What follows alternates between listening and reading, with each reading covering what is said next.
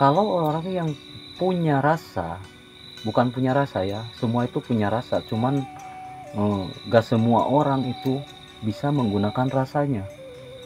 Semua itu punya rasa, tapi jarang orang bisa menggunakan rasa itu. Maka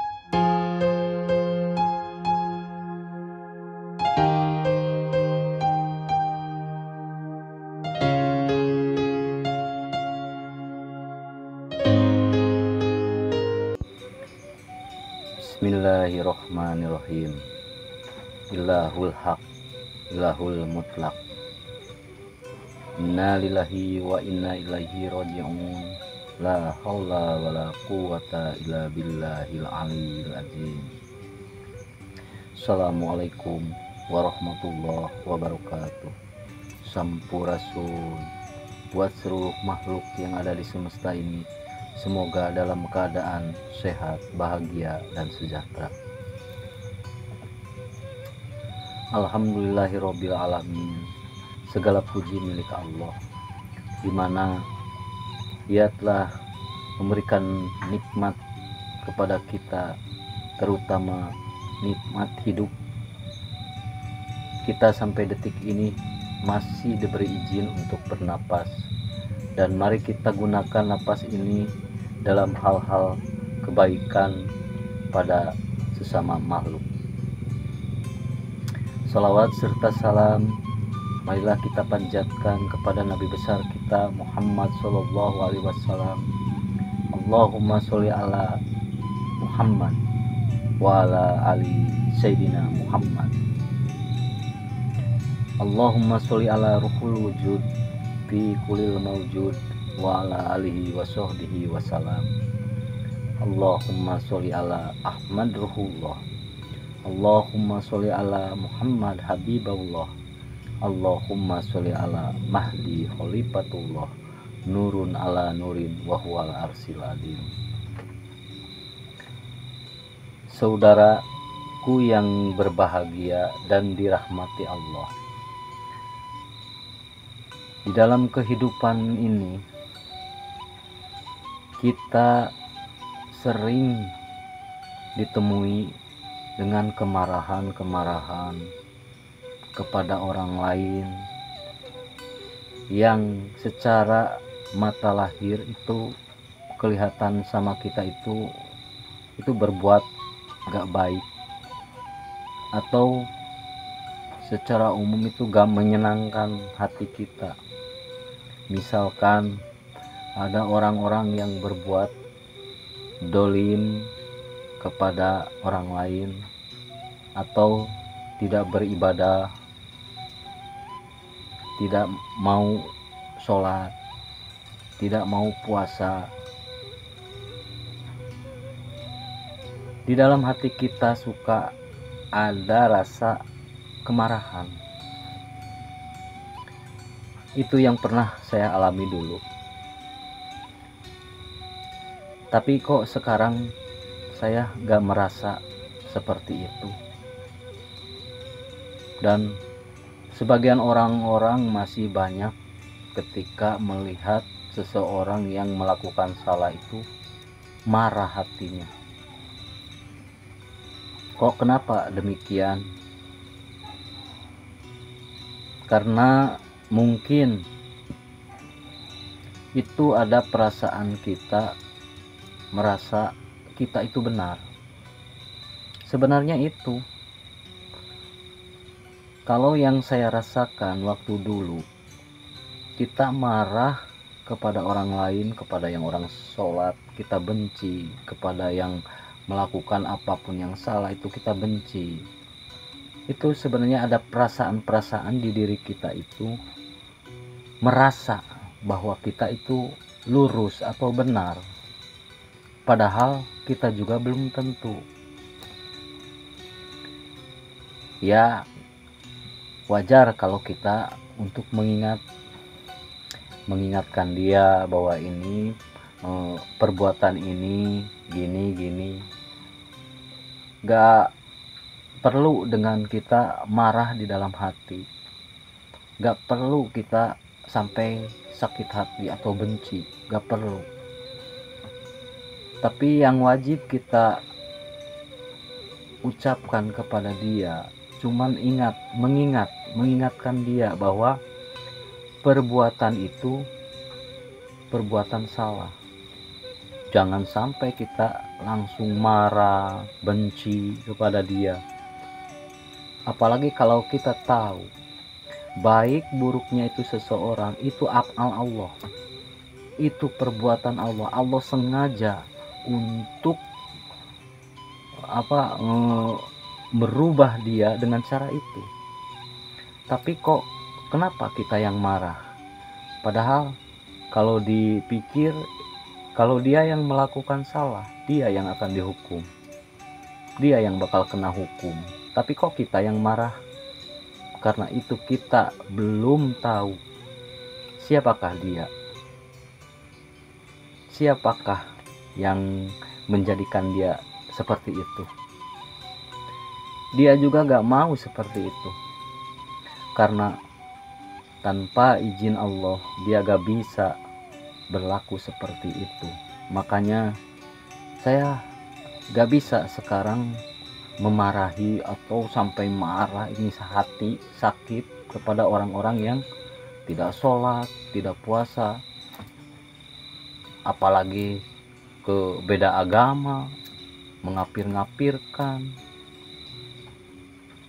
Itu seseorang yang gak tahu siapa dia yang sebenarnya itu siapa, sejatinya dia itu siapa, yang menggerakkan dia itu siapa. Kok kita yang marahin? Kita itu siapa? Cukuplah kita untuk memberi peringatan. Jangan sampai benci, besoknya dia ketemu benci. Apakah kita itu Tuhan? Kan itu yang wajib menghakimi, yang menghakimi atau yang menghukum itu Allah, bukan kita. Kenapa kok kita yang marah? Coba renungkan. Apalagi kita kalau tahu geraknya dia gerak siapa, ucapan dia ucapan siapa, dia gak bakalan bisa bergerak kalau tanpa dia. Kalau tanpa Allah gak bisa apa-apa, tanpa seizin dia gak bisa apa-apa. Sementara kita yang belum tahu siapa dia itu udah marah-marah. Sebenarnya siapa yang sakit? Ketika kita memarahin dia yang di depan kita, itu yang secara mata lahir itu berbuat salah. Yang sakit itu siapa sebenarnya? Kita sendiri yang marah, itu yang sakit sebenarnya. Coba renungkan. Dia itu yang mendengar yang itu, belum tentu dia sakit, belum tentu. Cuman didengarkan, dikeluarin, itu yang sakit siapa? Yang marah, yang sakit.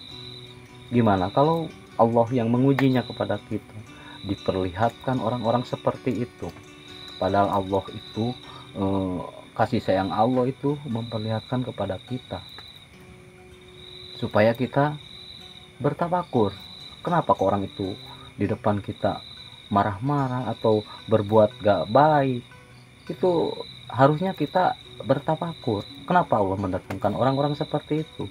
Bukannya dia seharusnya yang dirubah. Itu kasih sayang Allah datang kepada kita. Padahal yang di depan itu gampang. Di konten-konten yang lalu saya udah ngomong bahwa yang di depan kita itu cermin diri kita. Untuk meluruskan, bukan marah-marah, bukan dilawan marah, bukan. Tapi masuklah ke dalam nih. Ada apa di dalam hati kita sebenarnya? Bukan menunjuk orang-orang yang kelihatannya salah. Belum tentu kata kalian itu salah, itu orang. Belum tentu kata Allah itu salah. Belum tentu. Karena saya tahu itu perbuatan Allah, af'al Allah itu. Dia gak bakal bisa apa-apa tanpa seizin Allah. Maka sebelum kita marah-marah kepada orang yang bersalah di mata lahir kita, kita itu rasakan dulu. Misalkan ada orang yang ngambil anu. Lihat dulu gimana kalau di belakangnya itu keluarganya butuh anu, dengan cara mengambilnya dia itu atas izin Allah. Kok kita marah-marahin dia, maling inilah, ngambil inilah. Gimana kalau itu izin Allah, diberi izin sama Allah bahwa untuk mencukupi hidup keluarganya itu dari situ. Gimana sementara kita marah-marah kepada dia? Kalau orang yang punya rasa, bukan punya rasa ya, semua itu punya rasa, cuman gak semua orang itu bisa menggunakan rasanya. Semua itu punya rasa, tapi jarang orang bisa menggunakan rasa itu. Makanya itulah dari ngaji diri, kata orang-orang ya, ngaji diri. Ketika kita memarahin orang, apakah enak kalau kita dimarahin gitu? Orang mengambil hak orang lain itu, kata syariat itu mengambil milik orang lain, kata syariat itu maling. Gimana kalau Allah mendatangkan orang ini yang maling ini untuk menguji orang yang punya barang? Gimana? Sebab misalkan untuk memberhentikan pengakuannya, saya punya ini, datanglah Allah mendatangkan seseorang untuk mengambilnya. Itu menguji orang supaya orang itu menghilangkan pengakuannya. Sementara banyak orang-orang yang sampai babak belur, sampai dipukuli, sampai mukanya bonyok-bonyok itu karena apa? Mengambil sesuatu yang kalau dirupiahkan gak seberapa. Ngeri. Sementara di dalam keterangan kita, janganlah kita saling mengkocorkan darah. Ngeri. Semua di alam dunia itu makhluk ciptaan Allah yang kita harus cintai, sayangi. Makanya dia datang untuk mengambil sesuatu itu pasti ada kebutuhan sesuatu. Karena malu dia coba tanya dulu, kenapa kamu anu, pastilah ada solusinya. Gak langsung sampai, jadi kalau kita langsung marah-marah gitu, itu kita yang kena. Sebenarnya kita yang sakit itu bukan dia kalau langsung. Tapi dengan rendah hati kita nanya, insya Allah dia akan menjawab. Dia akan menjawab dengan membukakan rahasia-rahasia itu. Dia bakal bungkam kalau kitanya bisa ngomongnya dengan rendah hati. Dia akan terbuka.